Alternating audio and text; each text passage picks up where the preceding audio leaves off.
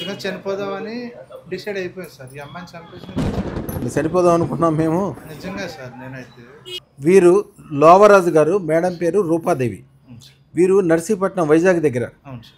యాక్చువల్గా సంవత్సరం క్రితం మేడంకి క్యాన్సర్ అనేది బయటపడటంతో వీరు చాలా బాధలు, ఆర్థిక ఇబ్బందులు, మానసిక టెన్షన్స్, వారికి ఇద్దరు పిల్లల్ని ఎలా చూసుకోవాలి, ఎట్లా చేయాలి అని అంతా ఇబ్బంది పడుతూ, టెన్షన్ పడుతూ ఆయన చెప్తున్నారు అసలు చనిపోదాం అనుకున్నాం మేము. నిజంగా సార్ నేనైతే నిజంగా చనిపోదామని డిసైడ్ అయిపోయాను సార్. ఈ అమ్మాయిని చంపేసి నేను చచ్చిపోయాను.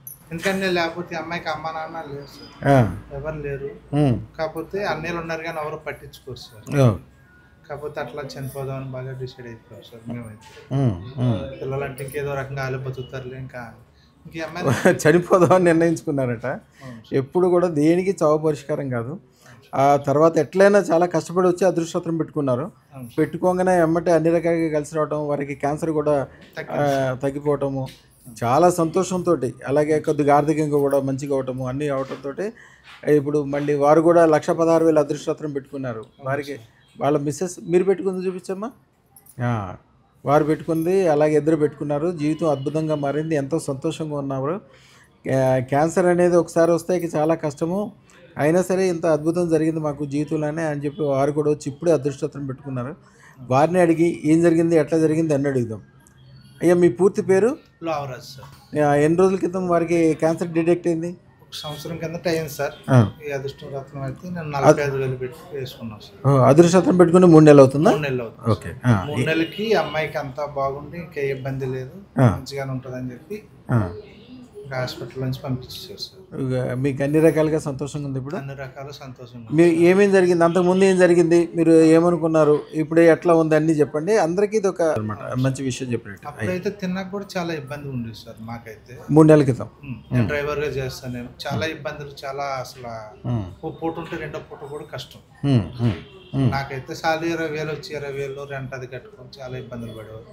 ఇది పెట్టుకున్న కాడి నుంచి ఫస్ట్ టైం పెట్టుకోవడానికి నేను వచ్చేటప్పుడు చాలా డబ్బులు పోగేసుకుని వచ్చాను సార్. కష్టపడి పెట్టుకున్నారు. ఇప్పుడు ఇదైతే పెట్టుకోవడానికి ఇబ్బంది లేకుండా ఆనందంగా వచ్చాను సార్. అన్నిటికంటే డబ్బు విషయం ఓకే, కానీ ముందు అసలు ఆరోగ్యం, ఆ మిస్సెస్కి ఆరోగ్యం మంచిగా ఉండటం ఆయన ఎంతో సంతోషపడుతున్నారు ఇప్పుడు. అవును సార్, చాలా సంతోషం సార్. ఎందుకంటే ఇంకా చెప్పడానికి కూడా వస్తలేదు, చాలా సంతోషం ఉంది సార్. ఈ రాబోయే కాలం ఇంకా మంచిగా అవుతుంది. మీ పిల్లలకు కూడా ఇచ్చారు కాబట్టి వారికి కూడా ఇప్పించండి. పొద్దున మధ్యాహ్నం సాయంత్రం ఏం కోరుకుంటుంటే అదే అవుతుంటుంది, కొద్దిగా కళ్ళకద్దుకుంటే చాలు. అమ్మగారిని అడుగుదాం. రూపగారు ఏం జరిగింది, ఎట్లా జరిగింది చెప్పమ్మా. బాగుంది సార్, రత్నం పెట్టుకున్న కానీ బాగుంది, ఆరోగ్యం అంతా బాగుంది. ఏదైనా తినడానికైనా దేనికైనా బాగుంటుంది. పెట్టుకున్న కానీ చాలా బాగుంది. అసలు అనారోగ్యం అని మీకు ఎట్లా తెలిసిందమ్మా, క్యాన్సర్ అని ఎట్లా తెలిసింది?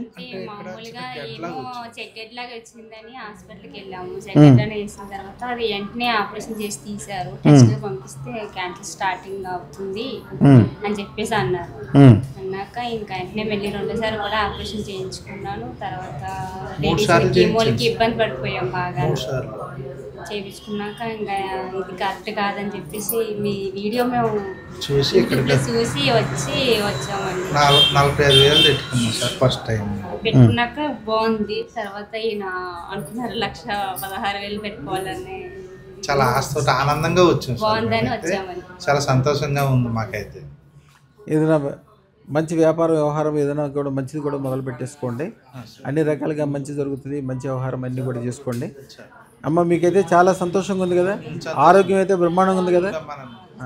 ఇంక ఎప్పటికే ఇంకా మంచిగా అవుతుందమ్మా రోజు రోజుకి.